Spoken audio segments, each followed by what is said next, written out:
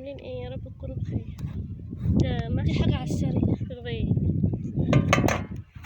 بس اكيد مش على القناة.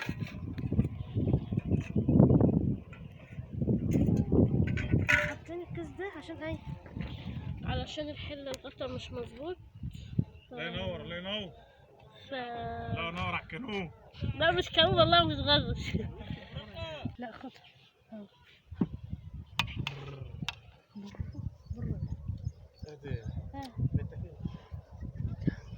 شكله محروق هنا.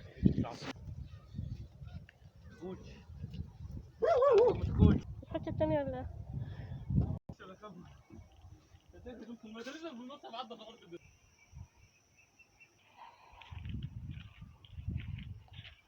كده احنا مولعين شيء على النار. عشان نحط على الأول. مين بيحب الجو ده؟ الصراحة أنا مش قوي الصراحة، يعني عشان ما نكذبش على بعض. الساعة دلوقتي 7 مساء. ايه رأيك في الجو ده؟ مش عارفة ده صوت ايه الصراحة. شفت القمر؟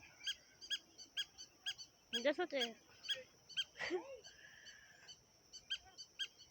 مش شايفة حاجة، هي حاجة بتصوصو الصراحة مش شايفة. يلا خير.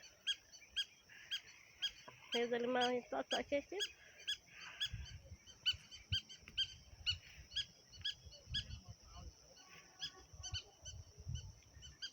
موسم القمح يا جماعة، القمح خلاص كده اندرس.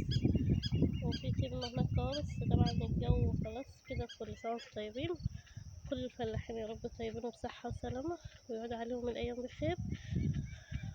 ورمضان ودعناه، عقبال سنين كتير يا رب يجيلنا، ويكون لا فاقدين ولا مفقودين، ولا يدخلوا. بالله عليكم نحس بالعيد، لو حتى حس بالعيد يعني يعرفنا كده. وخدت مضايع ايه يعني؟ المضايع كان كام؟ عشان ايه نعرف برضه يعني. مش هنروح ما تخافوش، دي شجر الجواب بس لسه بدري عليها.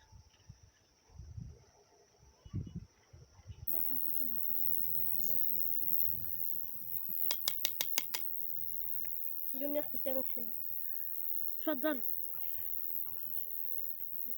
حط بس يديله غلوة كمان عشان هاي المخفية هرولة ولا ايه؟ سيبها بنت الخرا.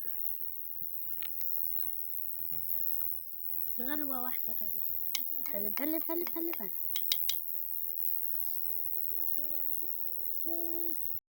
بص